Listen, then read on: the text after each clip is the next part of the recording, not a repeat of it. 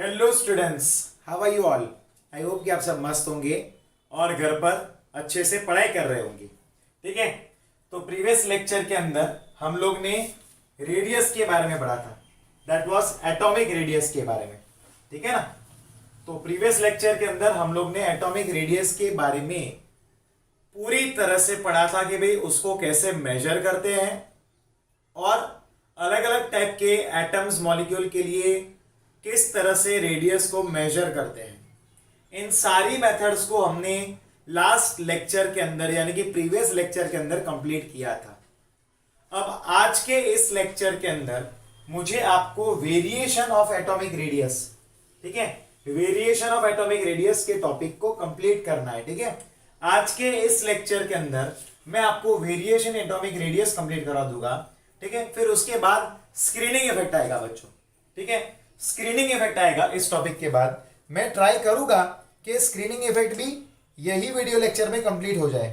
ठीक है, तो चलिए फिर शुरू करते हैं टॉपिक को, that is variation in atomic radius.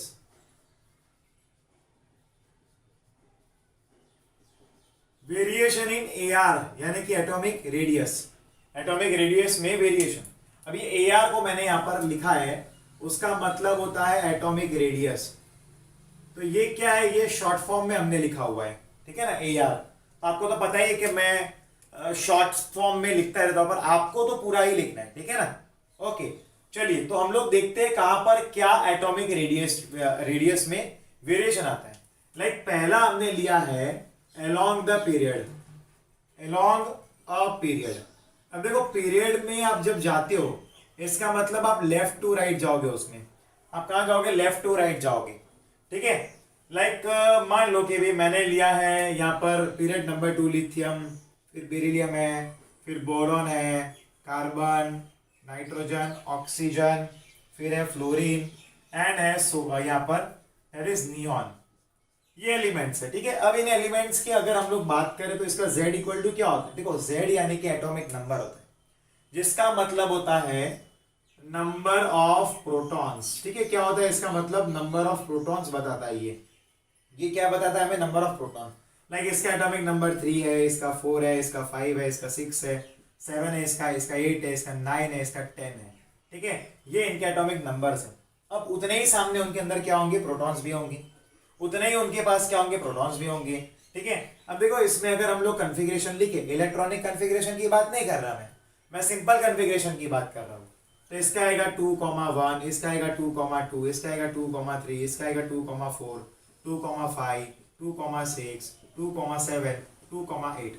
ठीक है, ये इनके इलेक्ट्रॉनिक कन्फिग्रेशंस बन गए। ये सॉरी इनके ये कन्फिग्रेशंस हुए, ये इलेक्ट्रॉनिक कन्फिग्रेशन नहीं है, ये कन्फिग्रेशन बोलते हैं, नॉर्मल कन्फिग्रेशन। अब अगर आप इनके आउटर मोस्ट ऑर्बिटल्स देखोगे तो उसमें ये जो नंबर बता रहा है उतने ही प्रोटॉन उनमें होंगे। ठीक है, अब यहाँ पर एक बात ध्यान देना कि यहाँ पर बेसिकली टोटल इलेक्ट्रॉन्स कितने, प्रोटॉन्स कितने, तो 3 है।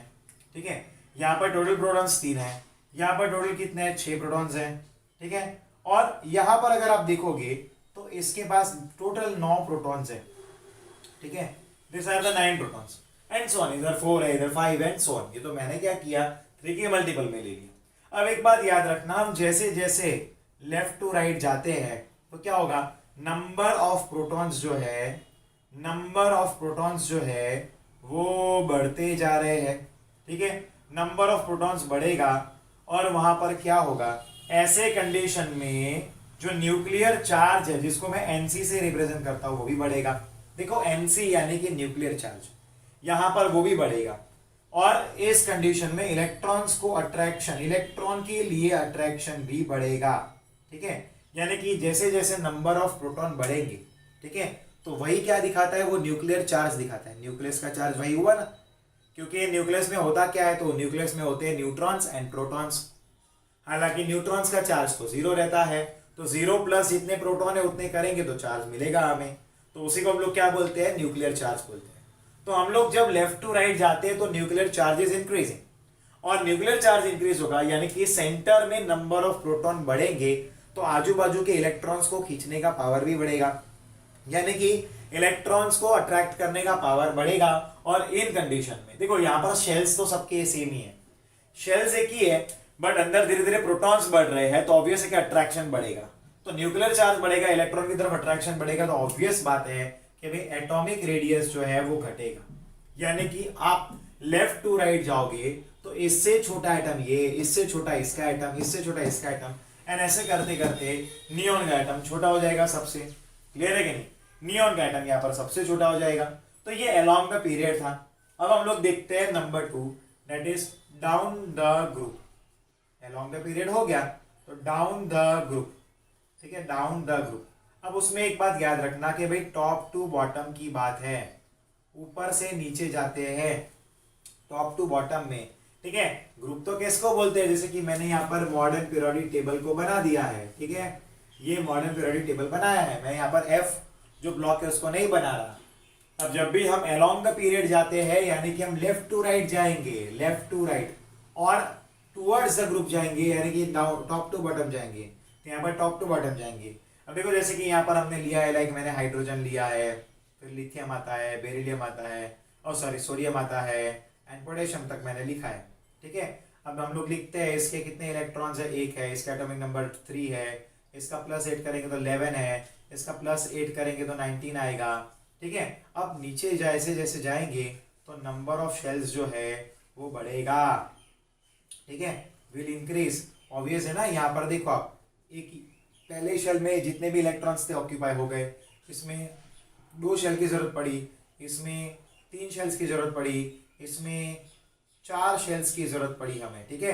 यानी कि धीरे धीरे क्या होगा, एटम यहाँ पर डाउनवर्ड जाने पर बढ़ेगा, यानी कि एटॉमिक रेडियस भी जो है वो भी बढ़ेगा बच्चों, एटॉमिक रेडियस भी बढ़ेगा। यानी कि यहाँ पर हमें एक बात तो क्लियर हो गई कि भाई हम लोग पीरियड में लेफ्ट टू राइट जाते हैं तो एटॉमिक रेडियस घटता है, एंड टॉप टू बॉटम आते हैं तो एटॉमिक रेडियस बढ़ता है। एटॉमिक रेडियस क्या होगा, बढ़ेगा। जरा ध्यान देना, लाइक हम लोग पीरियड नंबर 1 की एग्जांपल लेते हैं। किसका एग्जांपल लेंगे? पीरियड नंबर 1, ठीक है। अगर हम लोग पीरियड नंबर 1 लेंगे, लाइक हमारे पास है हाइड्रोजन एंड हीलियम है बच्चों, तो बेसिकली हमने अभी ये पढ़ा कि भाई लेफ्ट टू राइट जाने पर, ये पीरियड नंबर 1 है, तो बेसिकली हमने ये पढ़ा कि भाई लेफ्ट टू राइट जाने पर क्या होगा, साइज छोटा होगा। लेकिन बच्चों साइज छोटा होगा ये बात तो हमने माना है, पर यही चीज हम यहाँ पर एप्लीकेबल नहीं कर सकते। यही चीज हम यहाँ पर एप्लीकेबल नहीं कर सकते। क्यों? क्योंकि हीलियम नोबल गैस है, ठीक है। अब हीलियम नोबल गैस है, ठीक है, क्योंकि हीलियम यहाँ पर नोबल गैस है, तो उसके अंदर क्या होगा, वंडरवाल फोर्स ऑफ अट्रैक्शन होगा। और ये तो मैंने आगे ही पढ़ाया कि भाई वंडरवाल फोर्स ऑफ अट्रैक्शन जो होता है वो ज्यादा नहीं होता, और उन जो भी atoms van der Waals force of attraction करते हैं उनका रेडियस भी ज्यादा होगा। तो यहाँ पर ये नोबल गैस है, और तो यहाँ पर ये क्या हो गया,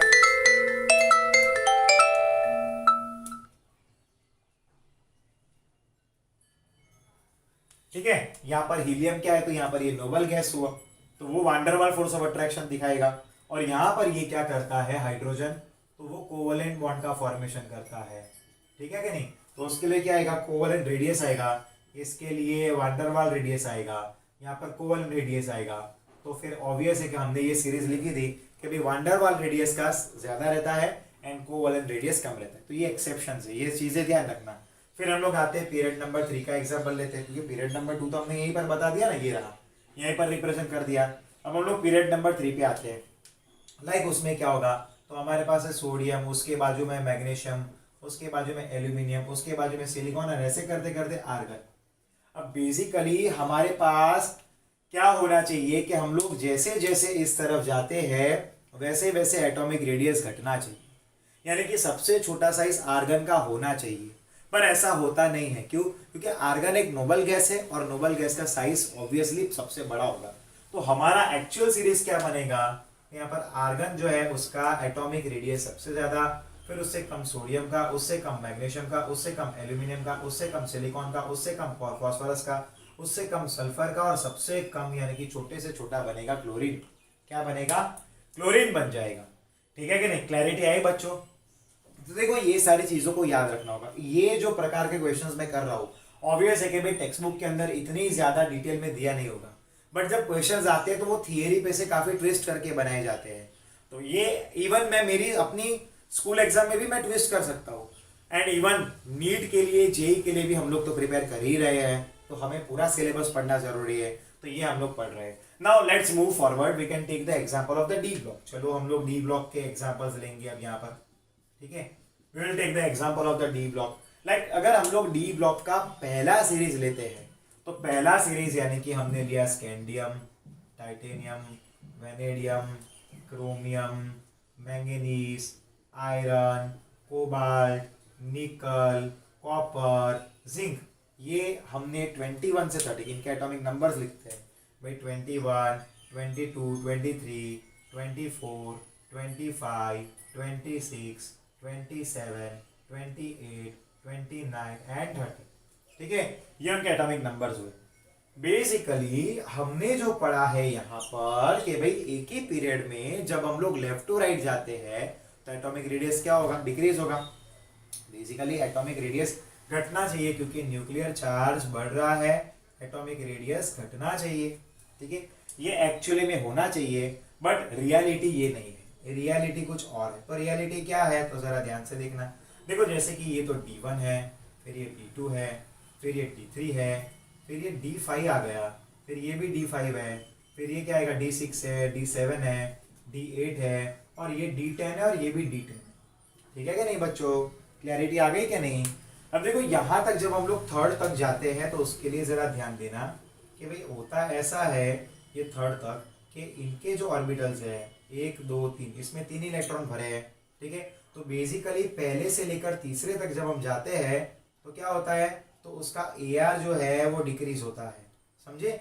यानी कि स्कैंडियम से छोटा साइज टाइटेनियम का, टाइटेनियम से छोटा साइज वेनेडियम का। लेकिन उसके बाद जब हम जाते हैं उसके नेक्स्ट चार तक हम जब जाएंगे तो बेसिकली क्या होता है, इनके कन्फिग्रेशन की अगर हम बात करें 1 2 3 4 और 5, तो देखो 1 2 3 4 5, तो ये दोनों में क्या हुआ, ये तो हाफली फील्ड हुआ, और हाफली फील्ड तो बहुत स्टेबल होता है, और है ना, क्लियर है क्या नहीं। और उसके बाद क्या हो रहा है, तो यहाँ पर ये कपलिंग होना शुरू हो रहा है, देखो आप 7 तक तो कपलिंग हो रहा है, ठीक है। तो इन कंडीशंस में होता ये है कि यहाँ पर इलेक्ट्रॉन्स के बीच में रिपल्जन होता है। क्या होता है, इलेक्ट्रॉन्स के बीच में रिपल्जन होता है, और यहाँ पर क्या होगा, न्यूक्लियर चार्ज जो है वो बढ़ेगा, ठीक है, और एटॉमिक रेडियस जो है वो घटेगा। यहाँ तक तो ठीक है, यहाँ पर ज्यादा उतना चेंजेस नहीं है। बट अगर आखिरी के 3 की बात करते हैं हम, द लास्ट 3 1 2 3 4 और 5, 1 2 3 4 5 6 7 और ये 8 है और 10, तो ये फुल्ली फिल्ड है। और यहाँ पर इलेक्ट्रॉन के बीच में रिपल्जन बहुत ही ज्यादा रहता है, रिपल्जन बहुत ही हाई रहता है। आगे वाले सीरीज में यहाँ पर रिपल्जन उतना हाई नहीं रहता है बच्चों, वो मॉडरेट रिपल्जन होता है, तो ज्यादा फर्क नहीं पड़ता। पर यहाँ पर रिपल्जन बहुत ही ज्यादा हाई है, तो यहाँ पर क्या होगा, अगर इलेक्ट्रॉन के बीच में रिपल्जन होगा तो एटम्स क्या होंगे, कौन एक्सपांड होंगे। तो यहाँ पर उल्टा होता है, एटॉमिक रेडियस घटने की जगह पर एटॉमिक रेडियस बढ़ता है। क्या होता है, एटॉमिक रेडियस डिक्रीज होना चाहिए, उसकी जगह पर यहाँ पर एटॉमिक रेडियस क्या हुआ है, इंक्रीज हुआ है बच्चों। बेसिकली डिक्रीज होना चाहिए पर इंक्रीज हुआ है। देखो डी ब्लॉक के लिए पहले 3 एलिमेंट में तो सिंगली ऑक्यूपाइड है, तो ठीक है, एकदम नॉर्मल रूल फॉलो होगा, न्यूक्लियर चार्ज बढ़ेगा, एटॉमिक रेडियस घटेगा। फिर उसके बाद के जो 4 है उनमें क्या होगा कि न्यूक्लियर चार्ज बढ़ा तो है बट एटॉमिक रेडियस एकदम से डाउन नहीं होगा, एक इनके बीच में एक माइनर सा फर्क होगा एटॉमिक रेडियस में, इनके बीच में एटॉमिक रेडियस में ज्यादा डिफरेंस यानी कि ज्यादा फर्क नहीं होगा बच्चों, ठीक है कि नहीं।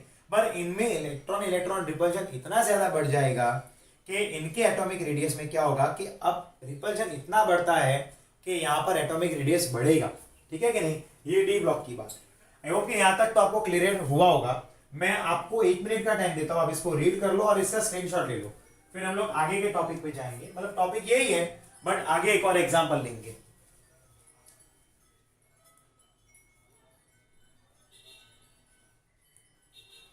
इसको रीड कर लो, स्क्रीनशॉट ले लो, ठीक है। नॉर्मली ऐसा होना चाहिए कि लेफ्ट टू राइट जाने पर एटॉमिक रेडियस घटना चाहिए क्योंकि न्यूक्लियर चार्ज बढ़ रहा है, and top to bottom atomic radius बढ़ना चाहिए। और साथ में एक और रीजन ये है कि यहां पर नया शेल इंट्रोड्यूस हो रहा है, वहां पर शेल तो सेम है यानी कि साइज जो है वो सेम है, जहां पर इलेक्ट्रॉन होना चाहिए वो पोजीशन सेम है, बट अंदर प्रोटॉन्स बढ़ रहे हैं तो वो अट्रैक्शन भी बढ़ाएंगे, अंदर प्रोटॉन्स बढ़ रहे तो अट्रैक्शन भी बढ़ाएंगे। यहां पर वो चीज पॉसिबल नहीं होती है, यहाँ पर एक एक हर एक एलिमेंट, आप हाइड्रोजन से लिथियम में गए एक शेल बढ़ा, फिर लिथियम से सोडियम गए एक और शेल बढ़ा, सोडियम से पोटेशियम गए एक और शेल बढ़ा, यानी कि यहाँ पर शेल बढ़ता जाता है। यहाँ पर ये कुछ एक्सेप्शंस थे वो मैंने लिखे। अब एक आखिरी एक्सेप्शन जो मुझे पढ़ाना है आपको वो खत्म कर दूंगा मैं, ठीक है। देखो बेसिकली यहाँ पर कुछ चीजों पे आपको ध्यान देना चाहिए, इसी के बारे में मैं एक और चीज लिखता हूँ। ओके, देखो मैं रब कर रहा हूँ बोर्ड को, यहाँ पर इतने पार्ट को मैं रब कर रहा हूँ, ठीक है। मेरा टारगेट है कि भाई इसके बाद शील्डिंग इफेक्ट भी मैं आपको कंप्लीट करवा लूँ, तो शील्डिंग इफेक्ट हमारा हो जाएगा।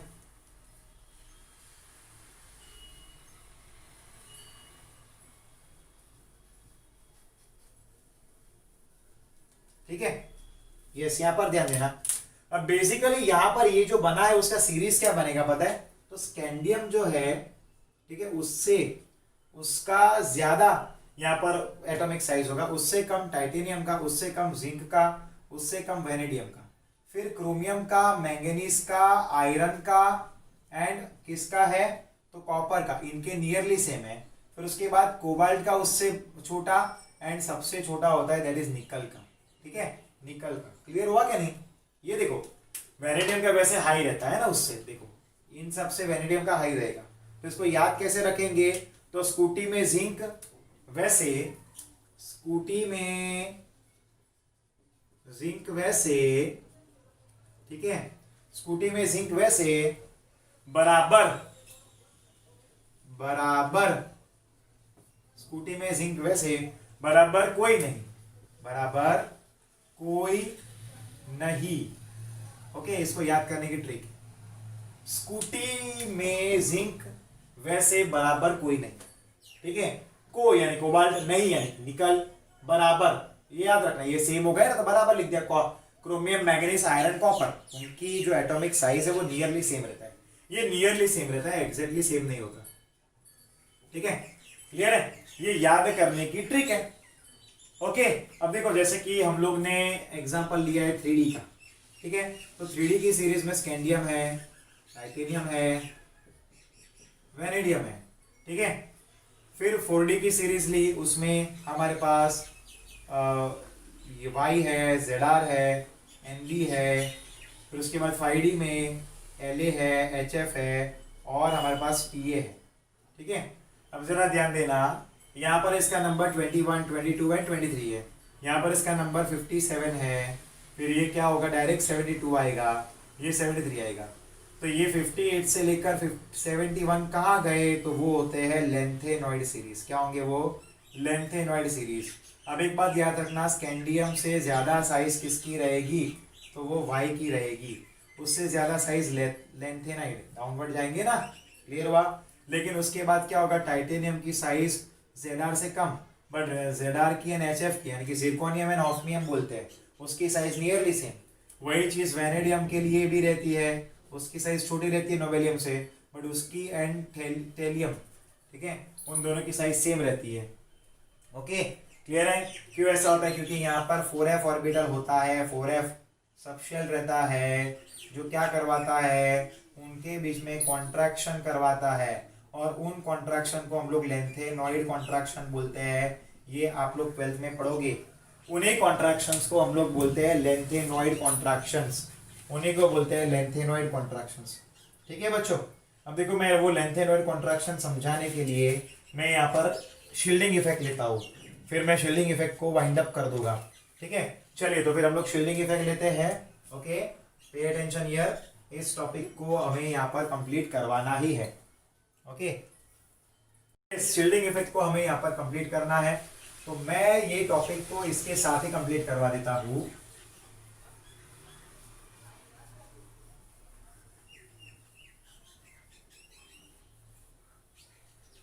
ठीक है, शील्डिंग इफेक्ट।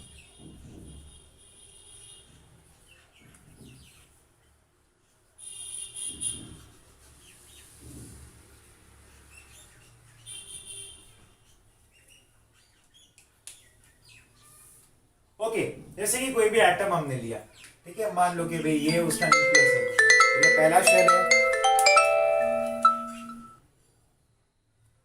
पहला शेल है, फिर ये दूसरा शेल है, फिर ये तीसरा शेल है, ये 3 शेल्स हमने बनाए हैं, ठीक है। अब हम कुछ चीजें लेंगे यहाँ पर। अब यहाँ पर एक बात याद रखना कि मल्टी इलेक्ट्रॉन सिस्टम के लिए हमेशा एक बात याद रखना, एस ऑर्बिटल सबसे ज्यादा शील्डिंग करेगा। शील्ड कर रहा है यानी कि क्या होगा, जैसे मान लो कि भाई यहाँ पर कोई इलेक्ट्रॉन है, ठीक है। अब यहाँ पर ऑब्वियस है कि भाई 8 इलेक्ट्रॉन होंगे, 3 4 5 6 7 और 8, यहाँ पर 2 इलेक्ट्रॉन होंगे। अब बेसिकली क्या होता है, इसका अट्रैक्शन जो है वो बाहर के इलेक्ट्रॉन तक पहुंच नहीं पाता, ठीक है। इसका अट्रैक्शन बाहर के इलेक्ट्रॉन तक पहुंच नहीं पाएगा, क्यों? क्योंकि ये जो इलेक्ट्रॉन्स है इस शेल के आगे का शेल वो इस उसके अट्रैक्शन को कवर कर लेगा, पूरा भरा हुआ है ना, शील्ड कर लेगा, ठीक है। तो अब बेसिकली आपको पता है कि भाई एस ऑर्बिटल स्फेरिकल होता है तो वो पूरी तरह से अच्छी तरह से शील्ड करेगा। तो एस ऑर्बिटल में सबसे ज्यादा मल्टी इलेक्ट्रॉन्स के लिए क्या होगा, तो एस ऑर्बिटल में सबसे ज्यादा शील्डिंग होगा। फिर उसके बाद पी ऑर्बिटल, ऑब्वियस है कि भाई पी ऑर्बिटल में थोड़ा सा यूं रहता है, आपको ये बात तो पता ही होगा, इस तरह रहेगा तो वो थोड़ा कम शील्ड कर पाएगा।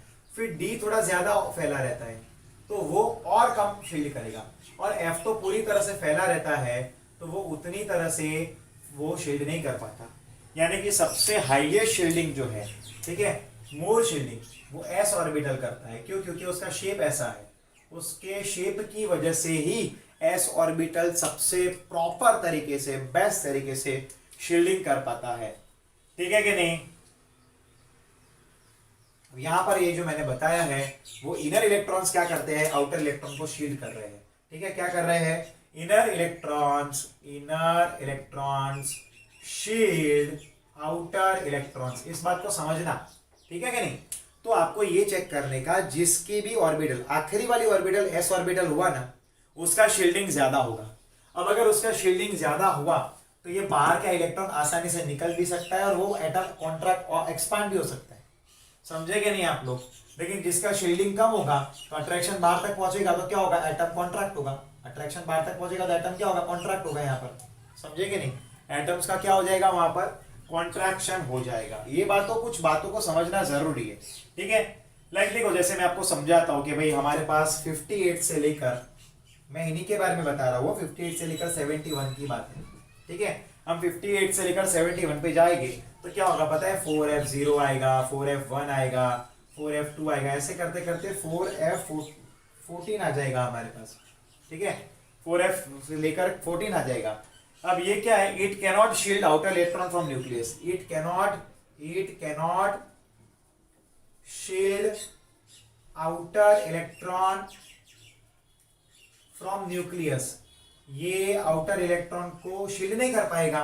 तो ऑब्वियस है, क्योंकि ये शील्ड नहीं कर पाएंगे, क्या होगा, अट्रैक्शन बाहर तक पहुंचेगा तो ये क्या हो जाएगा, कॉन्ट्रैक्ट हो जाएगा। क्या हो जाएगा, कॉन्ट्रैक्ट हो जाएगा। So outer electron will be more attracted towards nucleus, so outer electron will be more attracted towards nucleus की तरफ वो ज्यादा अट्रैक्ट होगा। यानी कि क्या होगा, एटॉमिक रेडियस विल डिक्रीज, बहुत ही ज्यादा डिक्रीज हो जाएगा। एटॉमिक रेडियस जो है वो बहुत ही ज्यादा डिक्रीज होता है, और यही रीजन की वजह से हमने यहाँ पर क्या लिखा है, लेंथेन एंड कॉन्ट्रैक्शन। अब एक बात को याद रखना कि भाई हम 58 से लेकर 71 तक जाएंगे तो एटॉमिक रेडियस जो है वो बहुत ज्यादा डिक्रीज होगा। क्यों? क्योंकि वहां पर पुअर शील्डिंग होता है। क्या होता है, पुअर शील्डिंग इफेक्ट होता है। समझ गए कि नहीं बच्चों? तो यहाँ पर ये शील्डिंग इफेक्ट का भी टॉपिक कंप्लीट हुआ है। अब नेक्स्ट वीडियो लेक्चर के अंदर हम लोग आगे बढ़ेंगे विथ द आयोनिक रेडियस, ठीक है। हमने एटॉमिक रेडियस के टॉपिक को यहाँ पर कंप्लीट किया है। देखो, एटॉमिक रेडियस को पढ़ाने के लिए मुझे 2 वीडियो लेक्चर की जरूरत पड़ी। अब आप अगर टेक्स्ट बुक को जाकर देखोगे तो उतने छोटे से टॉपिक में खत्म किया है, बट देखो इतना ज्यादा डिटेल में हम लोग समझ रहे हैं। इसकी नोट्स बनाना, एक चीज मैं बोर्ड पे जो कुछ भी लिखता हूँ, इवन मैं डेट भी लिखता हूँ तो वो भी आपको लिखना है बच्चों, ठीक है। एक चीज की नोट बनाओ। और ये टॉपिक आगे आने वाले 4 चैप्टर्स है 11th 12th में, इससे कनेक्टेड 4 चैप्टर और है जिसमें ये शील्डिंग इफेक्ट की बात बार बार की जाएगी और ये रेडियस के बारे में बार बार डिस्कशन किया जाएगा। इसलिए इसको समझना। अगर किसी को कोई भी क्वेरी है तो वीडियो को थोड़ा सा रिवाइंड करके, थोड़ा फास्ट फॉरवर्ड करके वापस देख लो। मिलते हैं हम नेक्स्ट लेक्चर में with the new topic, that is ionic radius. Till then, goodbye and take care, students.